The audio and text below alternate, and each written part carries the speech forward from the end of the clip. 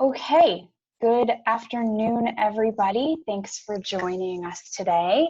It is right smack on the nose at 1:30, and we have some exciting updates for you all today. Again, we're trying to keep these a little bit more streamlined since there's not as much craziness going on, which is good. However, we've got a lot of good information in here today that we'll go over, so please, if you have questions, type them in that chat box for me. Or if you prefer to wait and hang on till the end and hop on video and do some real interaction, we love that as well. So in that, I don't think I missed anything. Angie, I'll go ahead and turn it over to you to get our exciting content started, and off we go. Go ahead, Angie. Thank you. Hi, everyone. Welcome to today's broadcast. I'm going to stop my video just to keep my internet going well, but wanted to say hi.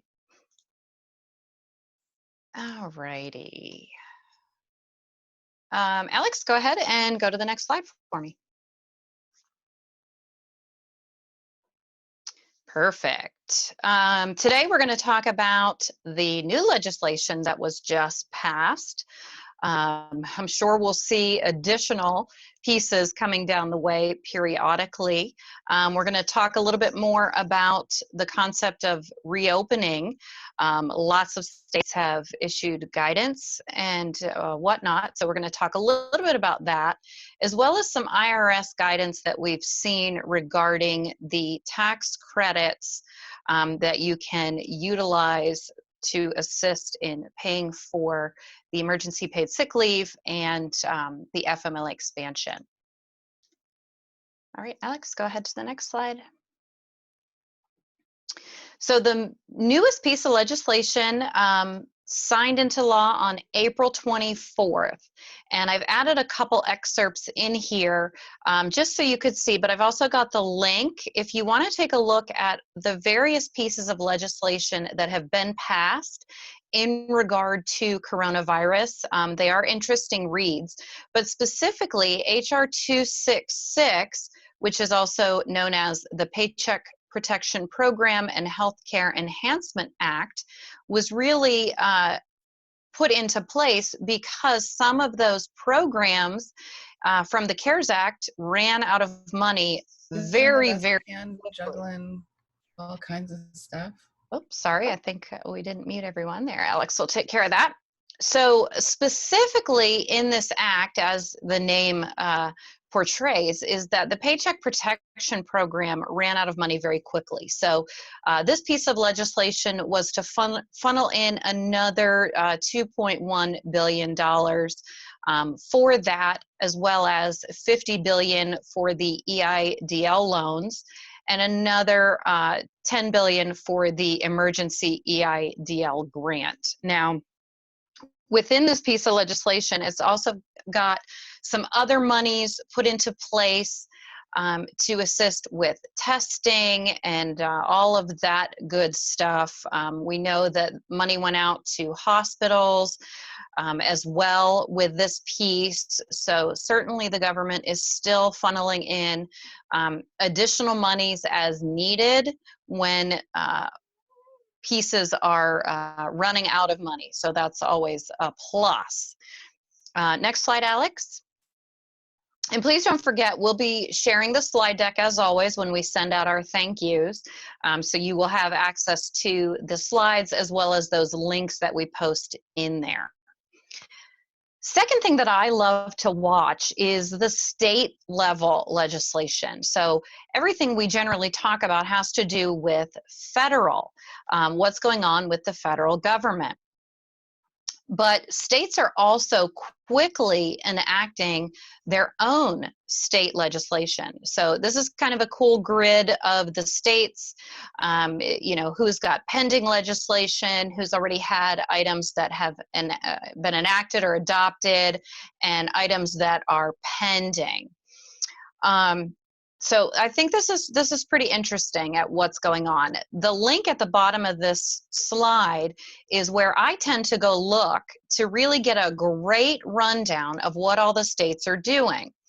Now, when you go to this link, I love to copy and paste all of this information into easily distributable pieces. But unfortunately, when I was looking at the state legislation today, again, it's all the states and what they've done, whether it's pending, enacted, or both.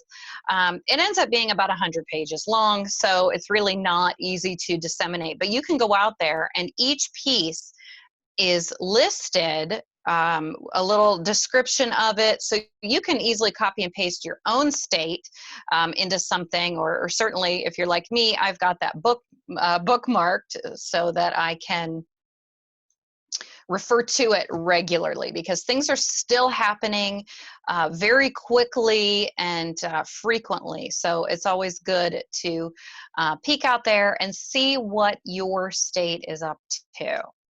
Alex? I found some really good items, which the link there is CDC guidance. So cdc.gov, the full link is there.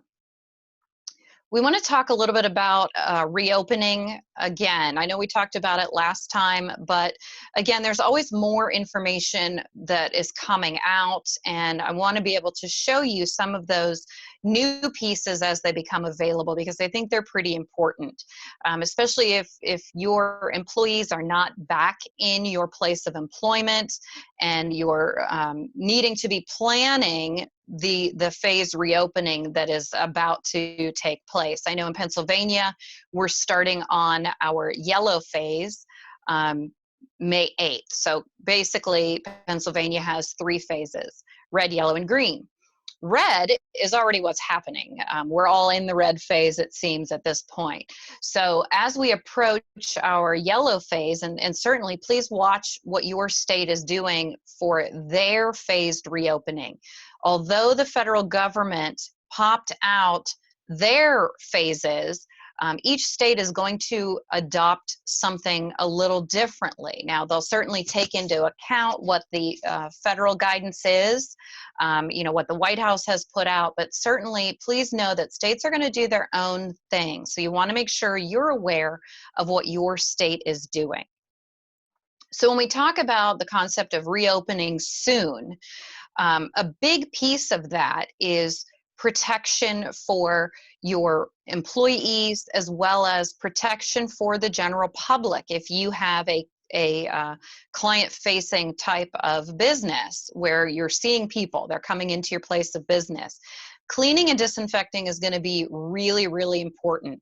So CDC, this particular link that I have captioned here, I wanted to point out 3 different areas. So to the left of the slide is some pretty good information about the EPA's criteria for what types of products they recommend that is best used against COVID-19 virus. So also out there, because we know that supplies seem to be hard to come by these days, whether you're looking for personal protective equipment. We know lots and lots of folks are helping us all out by making masks.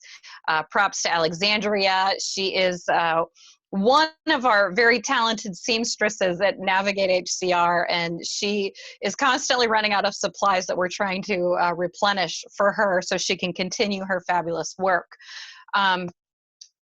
But we know that these types of products are kind of hard to come by. I mean, still, when you go to the grocery stores, it's a little challenging sometimes to still get toilet paper.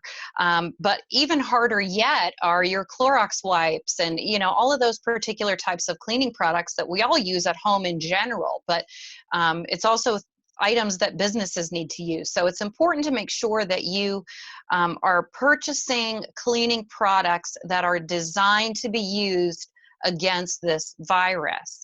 Out on the website are also some DIY instructions on how to make your own using Clorox and a few other items.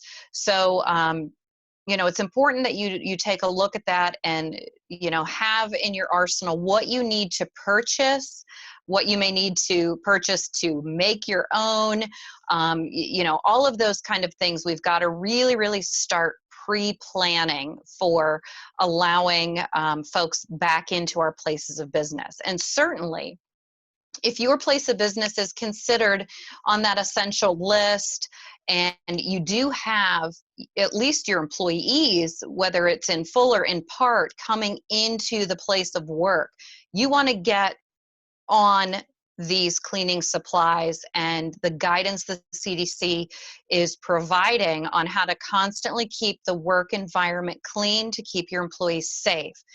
Get into that habit, if you're not already, of how you're going to clean and disinfect the place of business so that you're fully ready when you're allowed to start having the general public come in.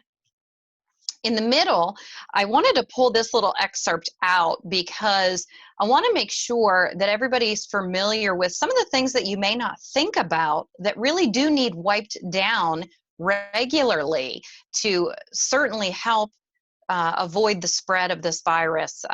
This phased reopening is going to come to a screeching halt if we all aren't doing our due diligence in the cleaning and disinfecting. So, I think we're all pretty good about our hands and, tabletops or desks and things like that, but pay attention. Things like doorknobs, light switches, handles on things, gas pump handles. I've seen a ton of press about that. ATM machines. If you have a business that you have an ATM in there, you want to clean that off. If you have a business, and I automatically go think about my local convenience store where occasionally I get to leave my house prior to this anyway, and pick up coffee. Those little handles when you're dispensing your coffee. I mean, all of those types of things, businesses need to be prepared and diligent about cleaning. Keyboards, faucets and sinks, the handles, all of those types of things we want to be really, really cognizant of. Make yourself a great spreadsheet or, some sort of one pager. And after the presentation, I've got 2 or 3 really cool pieces. Some are long, some are short, but I hope it helps in, this guidance and how you want to prepare for this reopening. And certainly, please go out to that website captioned here. It's got some super great resources. I pulled 2 great pieces from here that we're going to include in our thank you follow-up. And then to the right of this slide is a left menu option from the CDC website, specifically that link that I have provided there. Find your particular business or industry.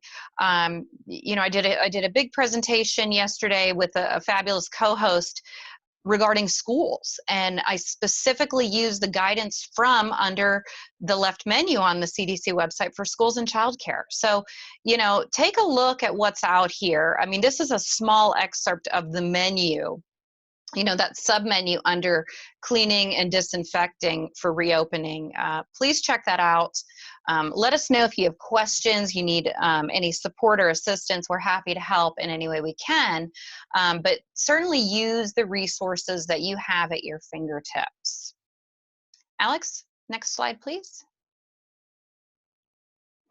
And then finally, I often, pretty much daily, get emails from the IRS and several other government entities, but this one really stuck out at me. It's a really, really great tax tip, which is number 2020-47. It's a COVID tax tip, and it's specifically about that Form 7200. When you are, in previous webinars, we talked about, on your quarterlies, your quarterly payroll tax filings, how you can deduct the wages and things for those employees that are out on emergency paid sick leave or the FMLA expansion. This is a way to deduct those expenses, but you could be in a position where deducting those expenses for those folks that are out on these new leaves, that you're in the negative, so you're not really saving anything. Form 7200 is about how you can apply for advance payment of those particular credits. This is a small excerpt of the email that I got, so I attached the link in here. definitely go out and take a look at the specific instructions. What I thought was really cool about the email that the IRS sent out is here are some common errors to avoid when filling out that Form 7200. So if you need to apply for that advance payment of the employer credits, pull out those instructions from the IRS, read through them. And when you feel as though you have the form completed, refer back to these tips of what the common errors are. As a filer, an e-filer for the IRS, we're very up to date on the variety of things that the IRS doesn't like when it comes to submitting something. Now, this is not an e-file type of submission, and you'll see at the bottom right of this slide, they actually want you to fax your Form 7200 to them. Normally, I would advise against faxing anything to the IRS, but for other situations where they have recommended faxing, I have done that and have changed my methodology and have asked all of my clients to definitely use the fax number when provided. This is no different. I will highly, highly, highly recommend you do as they say and use this fax number. Before you fax it, make sure you're reviewing, is your EIN correct? Oftentimes people will miss a number or transpose a number. Be very careful. Check only one box for the applicable calendar quarter that you are trying to get the advance payment for. You know, keep this slide handy if you're filling out that Form 7200. Make sure that you're filling it out in full. You're double checking these, what is this, 7 particular areas, and I'm guessing they kick this out because they're seeing so many and they're kicking them back to employers for inaccuracies or errors. So I hope this helps when you are ready to complete your Form 7200. Now let me talk real quick about the concept of faxing to the IRS. Again, I'm totally in agreement with them for other types of filings, audits, and a variety of things that they have recommended faxing. I've utilized faxing to them now for the past, I don't know, year and a half. So it is really a great method when they offer you the ability to fax. Now let me caveat this with the following. When you're ready to fax to the IRS, if you fax more than one piece of paper, make sure that you're numbering the pages, one of two, two of two, you know, whatever. Make sure every page has your tax ID number on the top right-hand corner. Now, if one of the pages is your 7200 and it has your EIN on it, that's cool. That's totally acceptable and what it needs to have. You don't need to add your EIN to the top right corner of a page that already has a box to fill out for your EIN. But if you're including a cover page, you know, any pages outside of the actual form that contains the box for your tax ID number, you always want to put your tax ID number on there. So I hope this helps.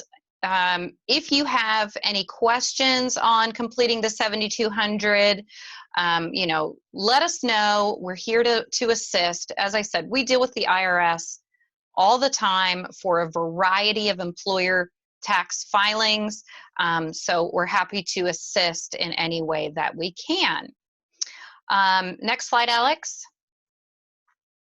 So as we go forward with our weekly Thursday webinars, so if you've been with us the entire time, thank you. We appreciate your attendance so very much. If you're new, we are hosting these every Thursday, same time, same place. So make sure that you are jumping on. We will continue on with these every Thursday. We're going to try to keep the information short and sweet and to whatever is relevant in that week that we know of, but we want to leave plenty of time for your questions. As always, our microsite is still open. navigatehcr.answerbase.com. It's on the next slide, which you always will get copies of these. Don't hesitate to use that as well. We review that prior to our live webinars. When we see a trend, we see something that, several people are asking about something similar, we're going to really dive into that topic on one of our future presentations. So certainly we'll jump out there and ask. You can use this as your own knowledge base as well. There's lots of questions already asked and answered out there, so don't hesitate to go dig around there, utilize it, ask your question in there if you would like. So at this time, I'm gonna just check in with Alexandria. Do we have any questions? And if there aren't any yet, guys, go ahead and use the chat box to drop your questions in there. We are going to stay on the line for a bit and answer any questions you may have. Yeah, so I don't have any questions right now. In addition to the chat box, if anybody has any questions, you feel free to unmute or show us your beautiful face and we'll answer any questions anybody has. We love to see everybody when we're on Zoom. That's why we switched over. So that was some good information, and we are going to be sending out some more information about the upcoming seminars, webinars in the coming weeks. We're actually going to start using Eventbrite, so it should be easier for you guys to follow all of our information. And like I said, make sure you guys also please make sure we have your email address. That way you guys don't miss out on any of these webinars. So got a note here from Jackie. If an employee works for a company that has 500 or more employees and are subject to quarantine by their healthcare professional, can they apply for unemployment? Yeah, definitely. They can still apply for unemployment. Where that 500 mark really comes into play is the situation of the new leaves from the FFCRA, for the tax credits, for paying for their leave, things like that. So yes, they can still apply for unemployment. Not disability, correct. Okay. Yep. Mm-hmm. Anybody else? Anybody daring enough to turn on their video and ask us a question? Turn mine on. I still have my crazy background up there. Everybody likes to avoid it. That's all right. Alex and I are getting very comfortable showing our faces. We never used to in the past, and we're used to working from home, usually in sweatpants and my hair in a bun. But yeah, you guys are keeping me honest here with getting my face on camera, so you can put a face to the name. Yep. Anybody? And certainly, if you don't feel comfortable posting a question in the chat box, you're absolutely welcome to email Alex or I. Even if you don't want to use our microsite, don't hesitate to email us, folks. That's what we're here for. Our goal is simply to provide whatever support and guidance that we can to you guys. It doesn't cost a thing to ask. If leave is intermittent for childcare, does it extend past 12 weeks? So essentially, and let me throw this out there as well. If you've not gone out to the DOL Q&A site lately, I was just out there today, and there are 88 questions now, which is awesome because I think, Alex, the first few days when all this was coming down the pike, there was only 12, I think it was. So there's actually, I'm just doing a quick search for you all, there are actually 13 instances where the word intermittent or intermittently is listed. So definitely there have been questions asked out there. So please go out and take a look at those. If you're on their website and you just hit Control F, it opens up a little search bar. Type in the word you're looking for. Trust me, that's what I do, because now that there's 88 questions, I'm not surfing through it. I'm going to try to use the quickest method. So when it comes to taking intermittent leave, it all depends on whether the employer agrees to intermittent leave. Now, most employers are probably, my guess would be, going to allow intermittent leave simply because they get you part of the time, you know, and your work is valuable to them. So that's definitely something for you employers on the line. You want to make sure that, and I know I've said this 100 times in all of my prior webinars, that make sure your leave policies, your handbook amendments are done up to date. This is unprecedented time. You want to make sure that you are adding excerpts in and communicating that to your employees. So again, it depends on whether or not the employer has agreed to that and has outlined what that looks like. Now, in the event intermittent is allowed by the employer, we want to fall back, and you all may get my cat photobombing here in just a moment. She's sitting in front of my monitor now.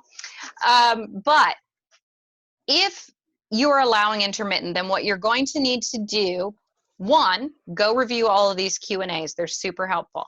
Two, you want to follow traditional FMLA. So in general, intermittent isn't necessarily used in sick leave.